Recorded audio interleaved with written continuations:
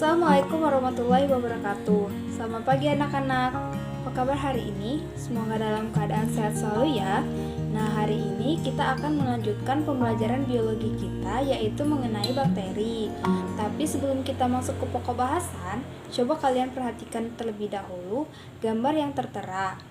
Itu merupakan gambar apa? Gambar yang tertera tersebut merupakan gambar nasi ya, benar sekali ya. Nasi yang sebelah kiri itu merupakan nasi yang belum basi. Namun nasi yang sebelah kanan itu merupakan nasi yang sudah basi. Lalu pertanyaannya, apa yang menyebabkan nasi sebelah kiri berubah menjadi nasi yang sebelah kanan? Terus mengapa nasi yang sebelah kanan ini bisa menjadi basi? Nah, jawabannya tentu saja akan kita bahas pada pembelajaran kita kali ini ya. Nah, tentu kalian penasaran kan, apa sih yang menyebabkan nasi sebelah kanan itu bisa menjadi basi? Jawabannya adalah tentu saja nasi tersebut menjadi basi karena adanya aktivitas bakteri di dalam nasi tersebut. Jadi, sesuai dengan tujuan pembelajaran kita pada hari ini, yaitu membahas mengenai pengertian dari bakteri, ciri-ciri dari bakteri, dan struktur dari bakteri. Nah, untuk pengertian bakteri ini berasal dari bahasa Yunani yang artinya bakterion atau bakterium, yang artinya batang atau tongkat. Untuk selanjutnya yaitu kita akan membahas ciri-ciri dari bakteri. Nah, secara umum bakteri ini memiliki ciri-ciri yang pertama berukuran kecil, memiliki diameter 0,5 sampai 1 mikron dan memiliki panjang 1 sampai 20 mikron. Karena ukurannya kecil, bakteri ini disebut sebagai mikroorganisme. Yang kedua, yaitu bakteri ini mempunyai dinding sel, dan yang ketiga, bakteri hanya dapat dilihat menggunakan mikroskop. Ciri dari bakteri yang selanjutnya yaitu yang keempat, bersifat uniseluler atau bersel satu. Yang kelima, prokariotik, tidak memiliki membran inti. Dan yang keenam, habitatnya di daerah yang luas atau kosmopolit. Ciri bakteri yang ketujuh yaitu hidup secara soliter atau berkoloni. Dan yang ke-8, beberapa jenis bakteri mampu membentuk endospora saat kondisi lingkungan tidak menguntungkan. Setelah kita mempelajari ciri umum dari bakteri, selanjutnya kita akan membahas struktur dari bakteri. Tapi sebelumnya, coba kamu ingat-ingat lagi materi tentang klasifikasi. Menurut Whittaker, makhluk hidup dibagi menjadi 5 kelompok, yaitu fungi, protista, monera, plantae, dan animalia. Tetapi seiring dengan perkembangan, monera sudah dibagi lagi menjadi kelompok archaeobakteri, yaitu bakteri yang hidup di tempat-tempat ekstrim, tempat-tempat yang memiliki kadar garam yang tinggi, atau tempat yang memiliki suhu yang tinggi. Yang kedua yaitu eukaryobakteri, yaitu bakteri yang sering kita jumpai di lingkungan kita.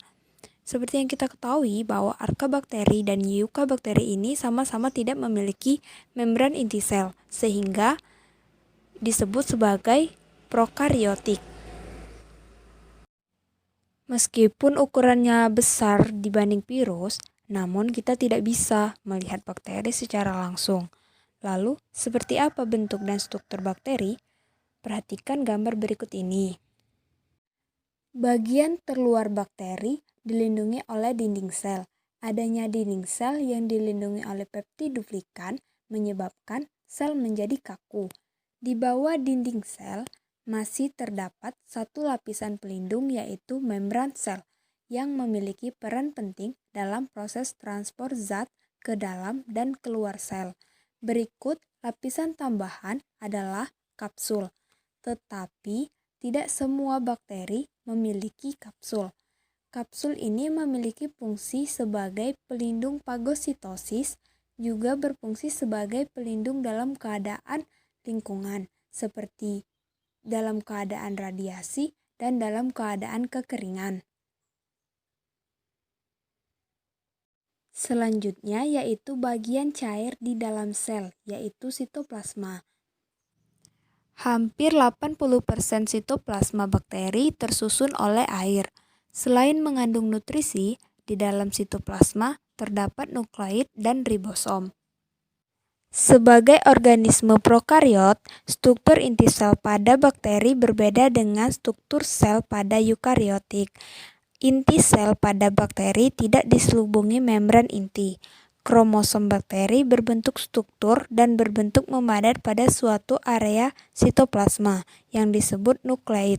Kromosom membawa informasi utama yang dibutuhkan oleh sel, seperti bentuk sel, kemampuan metabolisme, dan lain-lain. Pada sel bakteri juga terdapat ribosom, sama dengan organisme lainnya, tetapi ukuran lebih kecil dibanding sel eukariotik. Ribosom berfungsi sebagai proses sintesis protein.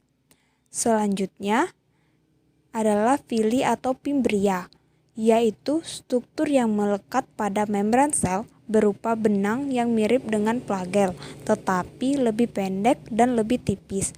Fungsinya yaitu sebagai alat pelekat atau juga dapat berfungsi khusus dalam pertukaran materi genetik melalui proses konjugasi. Berikutnya yaitu struktur yang seperti benang yang tersusun atas protein, yaitu disebut flagel. Flagel berbeda dengan fili. Fili berfungsi sebagai alat pelekat, flagel berfungsi sebagai alat gerak. Demikianlah pembelajaran kita pada hari ini mengenai ciri umum dan struktur dari bakteri. Untuk pertemuan selanjutnya, kita akan membahas reproduksi dan peranan bakteri. Jika ada yang ingin ditanyakan, silakan ditanyakan dan didiskusikan di forum diskusi. Jangan lupa untuk mengerjakan tugas yang telah Ibu bagikan. Informasi lebih lanjut, silakan pelajari PPT yang telah tersedia. Ibu akhiri pertemuan kita pada pagi hari ini. Wassalamualaikum warahmatullahi wabarakatuh.